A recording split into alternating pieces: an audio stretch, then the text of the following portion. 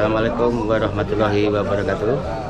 Rekan-rekan Partai Buruh dimanapun teman-teman berada, hari ini kita mengadakan BIMTEK atau bimbingan teknis saksi Partai Buruh untuk pemilu tahun 2024, persisnya di hari Rabu tanggal 14 Februari tahun 2024. Mari sama-sama kita support dengan pembekalan BIMTEK, bimbingan teknis yang mumpuni kepada saksi-saksi Partai Buruh, maka insya Allah Partai Buruh akan memenangkan konstelasi politik pemilu 2024. Sekian, terima kasih atas nama Partai Buruh Villa Mutiara Cikarang II, Tetanda Suparjo. Assalamualaikum warahmatullahi wabarakatuh. Nomor 1 dan nomor 6 Partai Buruh.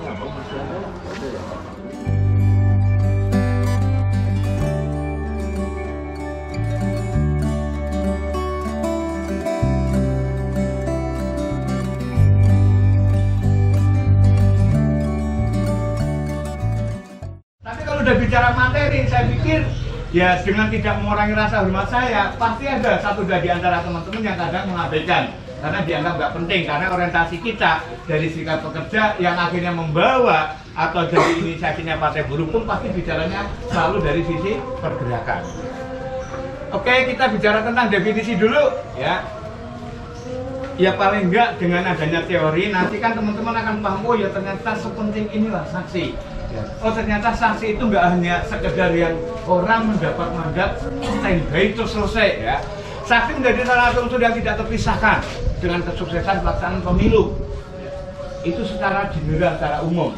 Tapi kalau secara spesifik menjadi bagian yang tidak terpisahkan dengan tujuan dari masing-masing kontestan pemilu atau masing-masing partai. Itulah kenapa dari pemilu ke pemilu pasti kita tahu hampir semua partai, khususnya partai-partai besar, pasti di setiap TPS ada yang namanya saksi. Karena ini menjadi bagian tidak terpisahkan dengan tujuan dari semua partai yang ada. Ya tujuannya pasti kekuasaan. Kenapa? Karena kalau sudah berkuasa, ya pasti bisa merubah kebijakan, mau baik maupun buruk. Ya. Kan juga ada analogi yang mengatakan bahwa kesempatan untuk berbuat baik kapan saja itu akan lebih terbuka ketika kita berkuasa. Sementara di negara kita untuk sampai pada pucuk kekuasaan tertinggi, ya sarananya kan hanya melalui pemilu, ya melalui partai politik. Tidak hanya petugas KPPS, ya dan pengawas tempat pemungutan suara atau PTPS yang berperan penting dalam pemilu atau pemungutan suara. Saksi TPS pemilu juga memiliki peran yang tidak kalah penting pada saat pelaksanaan pemilu, termasuk pelaksanaan pemilu pada tahun 2024 nanti. Jadi ya memang seharusnya ya keberadaan teman-teman saksi ini jadi prioritas bagi organisasi maupun partai. Ya tapi sekali lagi ya kita tahu kan ya, Partai Buruh itu lahir ya, siapa inisiasinya ya inisiasinya ya kita juga. Bukan berarti kita akan mengatakan partai itu apa. Ya, tapi memang aktualnya kan itu salah satu keterbatasan yang menjadi permasalahan bagi partai-partai baru. Jadi balik ke sini, ya, ke materi. Ya. Jadi semua itu sama. Ya. Semua partai pun, ya, pasti juga melakukan hal yang sama bahwa hal yang menjadi bagian tidak terpisahkan adalah saksi. Oke, kita lanjut. Saksi TPS pemilu adalah orang yang dihadirkan oleh peserta pemilu, yaitu partai politik, tim kampanye, calon legislatif dan pasangan capres cawapres. Ya legislatif itu ya bisa dari mulai DPRD 2, DPRD 1 maupun DPR RI. Berikutnya tugas utamanya adalah menyaksikan pelaksanaan pemungutan suara. Ya kalau bahasa menyaksikan ya kalau orientasi kita ini kan bahasa umum ya. Kalau orientasi kita atau cara berpikir kita ya menyaksikan itu yang mengawal. Ya, dia tahu dari mulai ya, pembukaan kotak suara sampai nanti perhitungan selesai.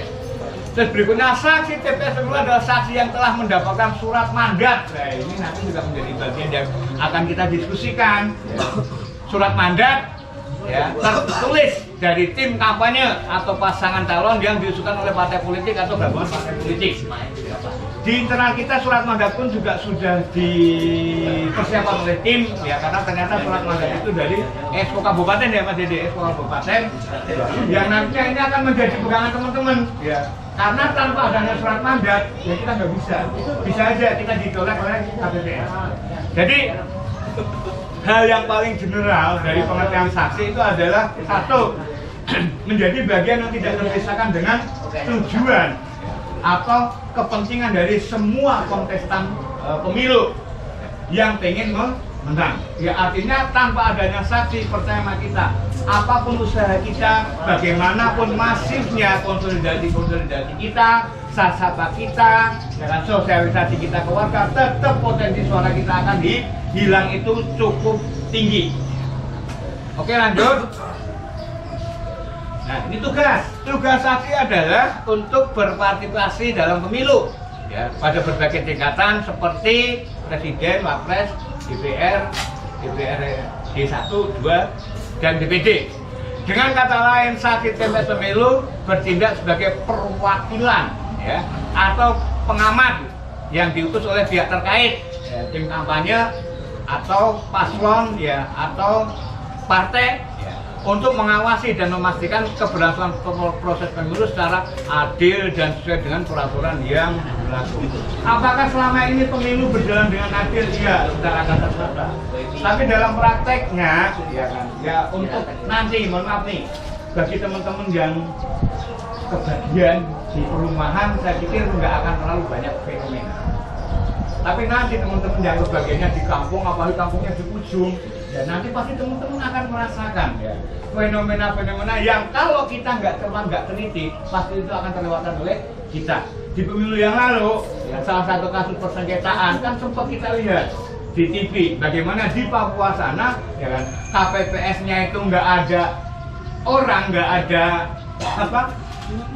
pemilih, tiba-tiba dia bawa satu bendel surat suara langsung dicoblot-coblotin, ini kan keluar kan di TV. Dan saya pikir ya kita punya TV semua kan, kalau nggak punya TV ya punya apa, pasti lihat.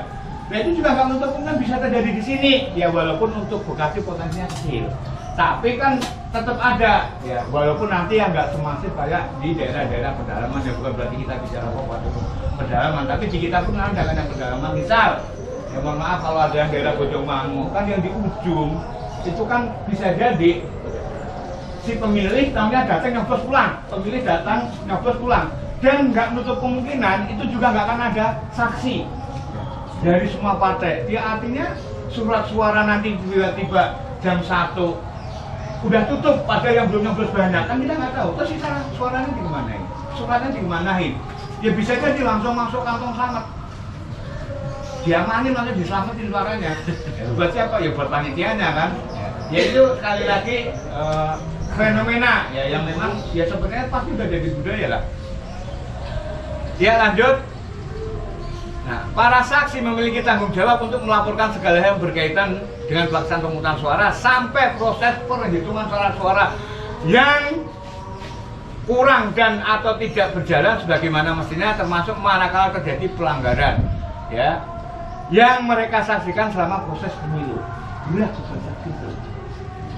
Karena ya benar-benar dari awal sampai akhir, mulai dari nanti pemilihan, ya, undangan dan sebagainya, termasuk nanti jam-jam rawan.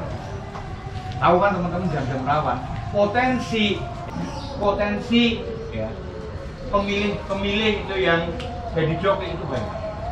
Termasuk nanti perhitungan surat suara. Ya, pada saat surat suara kemarin, saya juga menyaksikan. Rincian tugas saksi pemilu 2024.